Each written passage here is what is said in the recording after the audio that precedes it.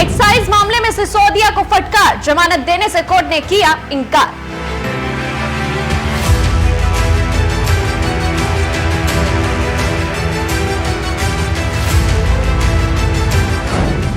सिसोदिया को कोर्ट से लगा बड़ा झटका।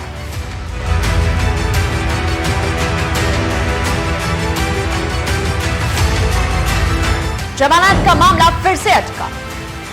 दिल्ली एक्साइज पॉलिसी मामले में पूर्व डिप्टी सीएम मनीष सिसोदिया को सुप्रीम कोर्ट से बड़ा झटका लगा है। कोर्ट ने 30 अक्टूबर को सिसोदिया की जमानत याचिका खारिज कर दी।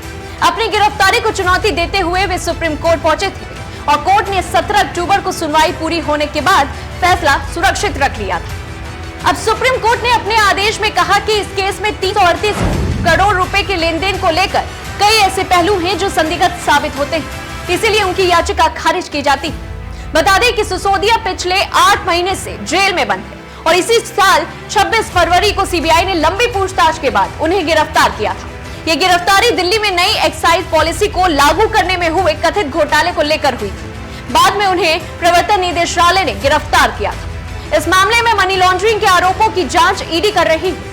कहा तो यह भी जा रहा है कि मनीष सिसोदिया को जमानत नहीं मिलना जांच एजेंसी, प्रवर्तन निदेशालय और केंद्रीय जांच ब्यूरो के लिए एक बड़ी जीत माना जा रहा है। सूत्रों के मुताबिक जांच एजेंसियां इस आदेश को जमानत की सुनवाई के दौरान उनकी दलीलें और शीर्ष अदालत के समक्ष पेश किए गए सबूतों की स्वीकृति के रूप में देख रहे हैं। मामले में नंबर 1 आरोपी बनाए गए सिसोदिया को फरवरी में सीबीआई ने गिरफ्तार किया था।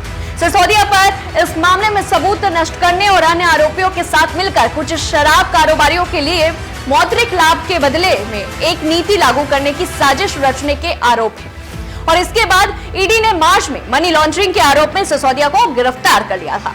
वहीं सुप्रीम कोर्ट से पहले ट्रायल कोर्ट और दिल्ली हाई कोर्ट ने भी सिसोदिया की जमानत याचिका खारिज कर दी थी। सिसोदिया की जमानत अर्जी क्यों खारिज हुई, उसके 5 कारण क्या हैं, वो हम आपको बताएंगे। पहला, सबूत नष्ट करना। जिन आरोपों के आधार पर सिसोदिया की जमानत अर्जी अदालत ने खारिज की, उनमें से एक सबूतों को नष्ट करना भी है। जांच एजेंसी के सूत्रों के मुताबिक जनवरी 2020 से अगस्त 2022 के बीच मनीष सिसोदिया ने 3 मोबाइल हैंडसेट का इस्तेमाल किया। सीबीआई ने उनका आखिरी फोन 19 अगस्त 2022 को जब्त कर लिया। जब जांच एजेंसी ने उनके घर की तलाशी ली, जब्त किया गया फोन 22 जुलाई 2022 से ही सिसोदिया द्वारा इस्तेमाल किया जा रहा था, जिस दिन गृह मंत्रालय ने इस मामले को सीबीआई के पास भेजा था। वहीं अधिकारियों को संदेह है कि मनीष सिसोदिया को इस बात की भनक लगी थी कि इस मामले की जांच सीबीआई करेगी, तो उन्होंने अपना पुराना फोन नष्ट कर दिया और नया फोन इस्तेमाल करना शुरू कर दिया। अधिकारियों को संदेह है कि मनीष सिसोदिया ने मामले में डिजिटल सबूतों से छेड़छाड़ करने के लिए फोन को नष्ट किया है।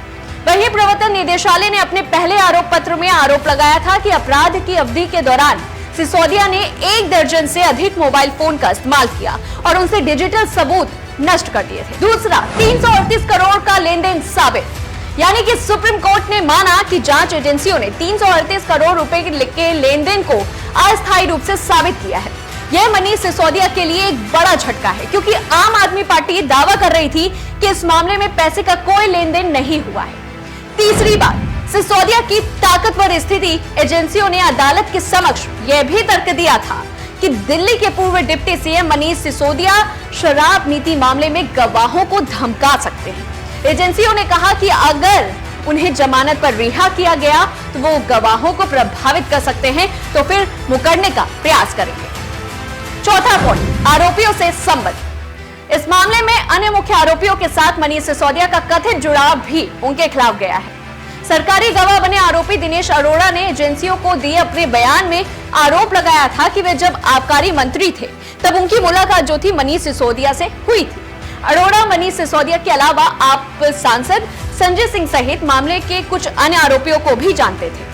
पांचवी बात, सिसोदिया तत्कालीन उत्पाद शुल्क मंत्री। जब कथित घोटाला हुआ तब मनीष सिसोदिया उत्पाद मंत्री थे। एजेंसियों ने आरोप लगाया है कि जब मनीष सिसोदिया मंत्रालय का नेतृत्व कर रहे थे तब अनुकूल नीति लाई गई थी और यह असंभव है कि उन्हें अपनी नाक के नीचे हो रहे घोटाले की जानकारी नहीं थी। तो ये 5 कारण थे जिस वजह से ये साबित हो रहा है कि मनीष सिसोदिया कहीं ना कहीं आरोपी ठहराए जा रहे। अब ऐसे में सवाल ये उठ रहा है कि आखिरकार मनीष सिसोदिया को जमानत कब मिलेगी। इस सवाल को लेकर के आपकी क्या राय है, हमें कमेंट बॉक्स में जरूर बताएं और ऐसी तमाम बड़ी खबरों से जुड़े रहने के लिए देखते रहिए न्यूज़ 1 इंडिया।